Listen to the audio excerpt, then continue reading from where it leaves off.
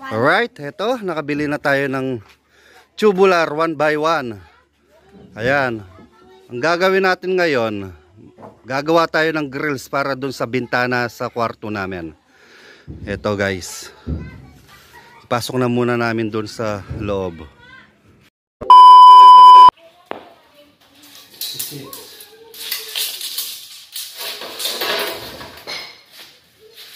Putol na tayo ng tubular.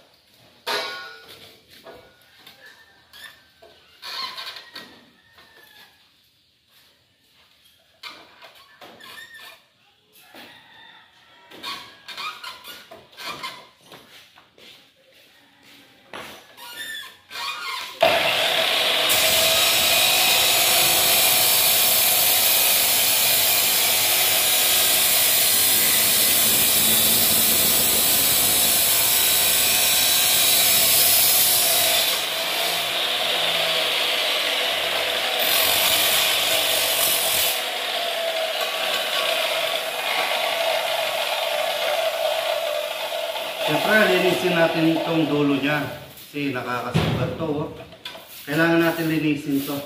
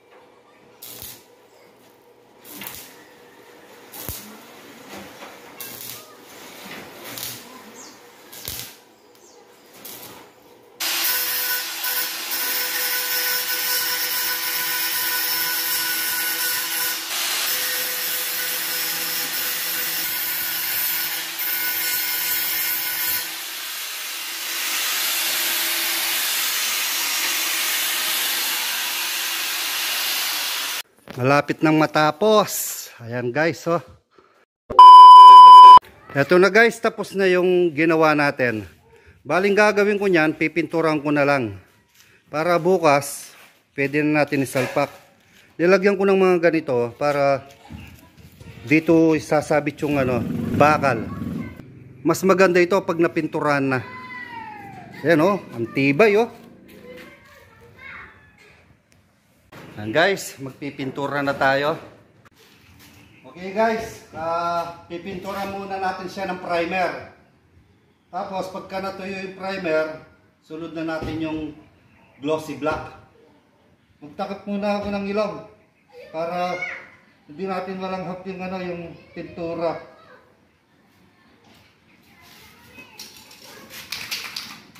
Tirahin muna natin itong mga itong mga weldingan.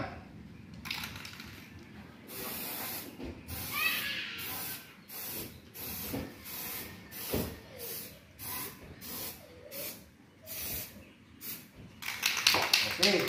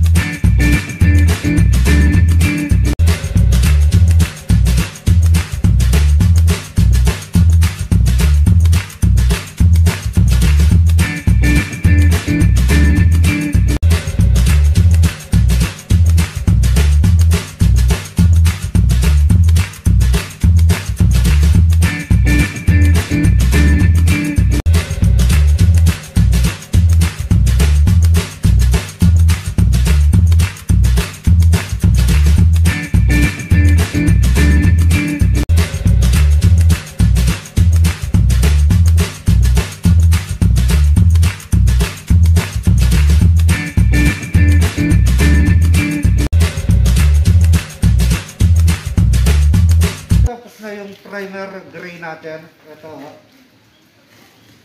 Bali, black na yung ipapatong natin. Ito na yung finale. Final coating.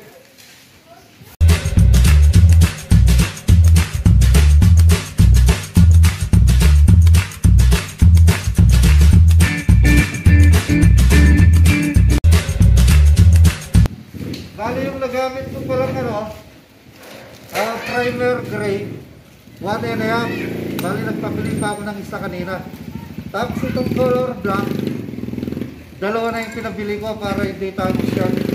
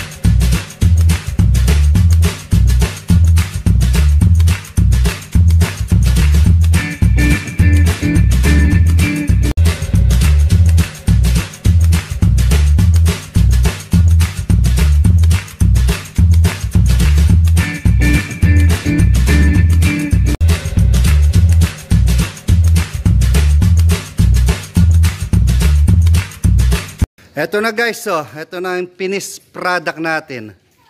Black na black, ang ganda. Bali bukas ko na isasalpak niyan to kasi ginabi na ako natapos. Ayan ang ganda ng pagkapintura Black na black. The next day. Eto na yung finished product natin. Ayan. Bali na isalpak ko na kanina.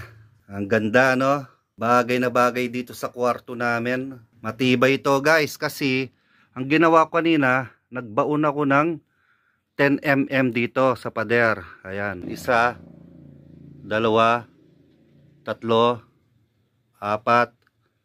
6, 7, 8,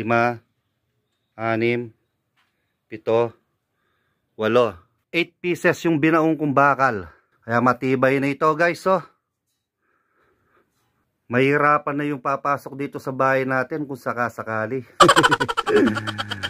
At least nakamenos tayo ng labor. First time ko lang gumawa ng ganyan guys.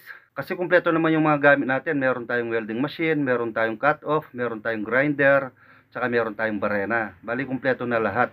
Bali ginawa ko lang, bumili lang ako ng tubular 1x1 at tsaka welding rod. Syempre, tsaka pintura, primer, tsaka glossy black. Kaya ang ganda ng pagkapintura niya makinis. At least nakamenos na tayo ng labor. Kung papagawa tayo ng ganito, may presyo din yung ganito pag nagpagawa ka ng grills. Kaya ko palang mag-welding. First time ko lang mag-welding talaga. Ano guys, ano sa tingin nyo? Ayos ba? Mukhang pang mayaman, di ba? Ayan tignan nyo. Okay, sige guys, hanggang dito na lang muna yung video natin. At kung nagustuhan ninyo yung video na ito, paki-comment na lang kung taga-saan kayo. Para alam ko kung hanggang saan umabot yung mga video natin. Sige guys, thank you and God bless us all.